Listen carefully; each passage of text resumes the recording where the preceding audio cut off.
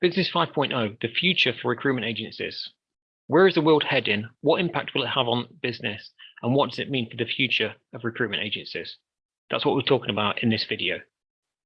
To understand this a bit more, it's probably easier to look back over the last few centuries to see how humans have been affected when we've had a major shift in how the world operates. Because you'll see, as we get deeper into this, what's happening right now, and actually what's been happening over the last decade, has been like the seed to what we'll experience in the next few years. Every time that we've gone through a big change in how we earn money, this has changed how we live our life massively. For some people, their way of earning money has disappeared completely, and you might see the same comparison in what's happening now. But let's look at an example. So if you think back a few hundred years, we had the agricultural age. This was what we call business 2.0. Then we moved into the industrial age with the Industrial Revolution, and we call the industrial age business 3.0. The industrial age lasted for a long time until in the early 21st century when we got the information age, and this was business 4.0. In the agricultural age, a large portion of the economy was made up by farming-based businesses, and they'd do everything by hand, or they'd use horses or cattle. And many of the jobs back then, in all industries, were done by people physically doing whatever it was they had to do. You might say it was a time of a real hard physical work. But when the world developed machines and mechanical ways to do things, suddenly all those farm workers and everyone that earned their money by exchanging their physical sweat for money, suddenly they found themselves unable to earn a wage because it was cheaper for the farmer or for the mill owner to buy the machinery rather than employ hundreds of people. Now, obviously from this, new jobs were created that hadn't existed before that time, such as people to build the machinery and people to operate that machinery. So this is when we had the rise of the various mills, such as the cotton and lace mills. Then we started to see steam-powered machines, and later around the start of the 20th century, we started to get the petrol and diesel combustion engines that we know of today. For the last 20 years or so, we've been in the information age. And if you look around, we're swamped with information. We have so much information, we don't know what to do with it. You've got the answer to anything just by looking on Google. But Business 5.0 is about the next step, moving on from the information age. And again, as with each time, when it's happened in the past, there will be millions of people that can no longer earn money how they'd previously earned it in the past. And we can already see signs of that now. If we think about self-driving cars and self-driving trucks and delivery drones.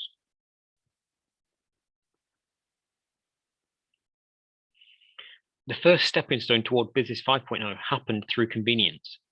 You can see examples of this from the death of the high street, moving to online shopping through places like Amazon. And more recently, we've moved towards shopping online for our food from supermarkets as well. Ultimately, we'll end up with big warehouses out of town where our shopping and everything we buy will all just be picked by robots and then delivered by drones, a bit like what Amazon already have on a much bigger scale. But you can see the convenience factor, and going from physical to virtual is just that stepping stone, rather than what people think at the time of it being the new normal for that industry. You might have seen the same pattern occurring with taxis over the last decade. First of all, it went to the convenience of booking a taxi through an app. And we saw a huge rise in these taxi apps like Uber and Get, which meant that the process of using these apps made the actual taxi company redundant because everything was done through software. Now, with self-driving cars on the way, this removes the need for the driver of the taxi as well. But again, it all started with a move toward convenience for the customer. You see the same thing happening with events online, whether it's virtual networking events or even attending through a VR headset. But again, it's moved from that physical to virtual. And while we still have the physical experience in some cases, you can look at the high street and say we still have shops. But look at how those shops struggle to survive. And for them, shops like WH Smith, if they don't drastically change their business model from a traditional shop to something offering an experience, then its retail business will also die within the next few years. Can you remember Our Price or Virgin Megastores? There's a reason that record shops don't exist anymore. It's because people have changed how they buy and listen to music. Business 5.0 is about moving more towards AI and virtual worlds, automating how we do things and letting robots or computers do the heavy lifting part of our jobs. So we know that's where we're heading, and most people working on this technology predict it will happen between 2025 and 2030. A lot of this is already in place now. It's just not live yet. It needs other things in place, such as 5G networks, so it can work properly. When all these other pieces are in place, then it'll all come together, and that's why they say it'll be around 2025 when these supporting pieces are actually in place. The question isn't about whether it will come or not. It's already here. The question is when it will go live. For some people, this is like a ticking time bomb. So how will it affect your job? I'd say we all need to think differently about how we do things from now on, because even if we don't think automation will affect what we do directly, there will be waves that hit other industries that we won't see coming, and they will have a rebound effect and impact other unrelated industries that could be ours. Most businesses have been operating the same way for the last 2 or 3 centuries. In traditional businesses like accountancies, plumbers, hairdressers, hotels, all these types of businesses, they haven't evolved how they operate. Their business model is the same, or almost the same, as it was over a century ago. But these business models were created for a time that no longer exists. Business 5.0 is less about competing and more about collaboration, especially for small businesses and the organizations that support them. The old way of doing things is we believe that we all have to build this huge company where we employ loads of staff and we do everything ourselves or do it in-house. And then we fight to the death with our competitors, often squeezing our profit margins to the bone. Also, we can keep those staff employed, and so we can keep polishing our egos. It's a very caveman way of thinking about business. The first problem with this old way of thinking is to employ all these people, we need to have loads of money just sitting around so that we can afford to pay them. If those people aren't delivering anything to the client, they aren't chargeable. So they're just a massive overhead draining money from the business every month. If you start a business, it could probably take decades to get to that point, if you ever get there at all. Or you have to go out, raise all that money so you can build that almighty kingdom for yourself.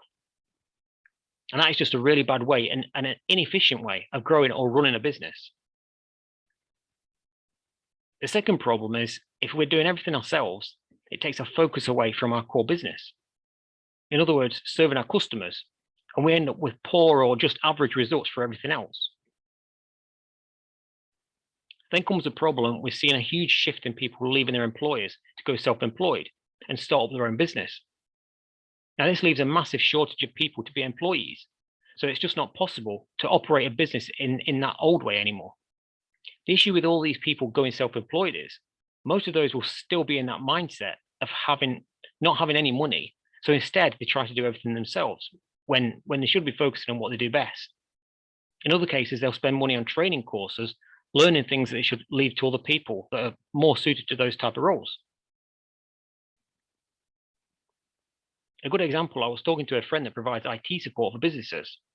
Her personality is very introverted. She doesn't really like talking to strangers, but she just attended a 5-day training course to learn how to improve her sales skills. Now, it doesn't matter how many days training she gets. If she doesn't have the right type of personality, or she's missing some other natural skill set, she's never going to win Salesperson of the Year award. But this is what we'll start to wake up to in the next few years. Rather than just attending these training courses or trying to be someone that we're not, we'll start to ask ourselves, why are we trying to do everything ourselves? Why are we learning to do something that we actually don't want to do? Especially when there are people out there that can do it much better than we could.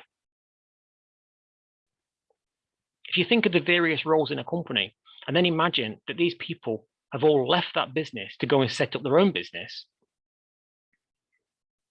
suddenly you've got a salesperson that's excellent at selling, but rubbish at everything else.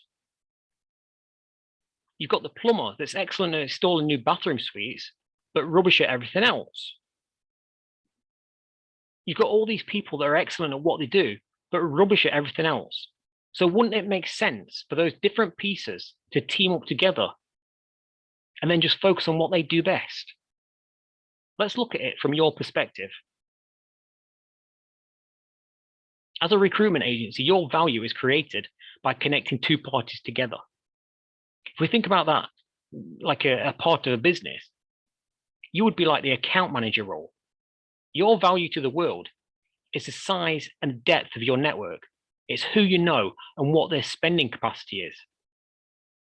The role of an account manager in a business is to maintain the customer relationship and keep that customer happy, and then try and sell more to them over time. It's the same for your business. You aren't the hard salesy type. You aren't giving them the hard sell, trying to close the deal in the next 5 minutes. Your value comes from owning that relationship with each connection and building that relationship over time. It's the same with an account manager in a company. Their value is how strong that relationship is with each customer. If you can own that relationship, you can introduce other things that your audience might need or want to buy. And that way you can act as that middleman and take commission on whatever they spend. So how does Business 5.0 work for a recruitment agency? I personally think social media was the start of the end for the recruitment agencies. When social media came along, it became a lot easier to find someone that was either looking for a job or looking for an employee. And sites like LinkedIn, which was actually created as a recruitment platform, show how much of a potential problem this is. As with the other industries, the shift started as a move toward convenience.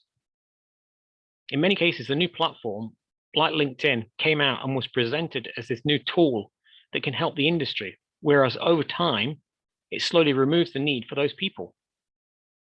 And we'll continue to see all audience type businesses, those middlemen businesses like recruitment agencies, these roles will be replaced by software. And probably the biggest factor toward that is cost. For a business looking for staff, why would they pay 15% of salary when they can pay £100 and have access to a database of as many potential candidates as they want? The problem is, if you don't evolve into this new way of working, we'll see a lot of recruitment agencies go out of business over the next few years. Every industry has 4 seasons, just like we have throughout the year. The spring is when new industries are born or old industries get redesigned. The summer is when those industries grow. The autumn is when consolidation happens and you see larger groups emerge that dominate the industry. And then winter is when the industry is declining. It's in this kind of death phase. Right now, as you'll probably see for yourself from what we've been talking about, the recruitment agency model is in its winter season. Your focus in the Business 5.0 age should be understanding where your value is and then building your business around that. And that's how you'll stay relevant when the rest of the industry has been automated. You have to almost forget everything you do now and completely rethink how you're going to make money. I'm not saying that you should immediately just drop everything you're doing. You can keep that ticking over in the background, but just don't be thinking that you're going to grow your current business over the next 5 or 10 years by using the same current format of what you do now. It's about completely shifting your business model and how you see the value you create for your network. It's not your job to try and create new things to sell to your audience. That's where people waste time and money. Remember, your skill and your value is created from who you know and understanding what those people need. It's not from creating new things to sell to them. The next step is to build that connection with each of your members and get to know what they need. They need to think of you like that concierge that can get them anything they need or connect them with whoever they want to speak to. If you were trying to get tickets to the latest musical on Broadway, you wouldn't just randomly go knocking on doors asking if anyone has a spare ticket. You'd go and ask the hotel concierge and they'd get the ticket on your behalf because it's their job. It's their job to know exactly who to speak to. This is the same for you. You are that connector. Your value is in who you know. The real value you provide to your network is the ability to connect them with who they want to talk to. Your best strategy for a recruitment agency in the Business 5.0 age is to team up with those other pieces. The pieces that can help you be that concierge. The pieces that will help you add value to your connections. But one final question I want to leave you with. How can you improve that relationship with your existing connections? And how can you add value to those relationships?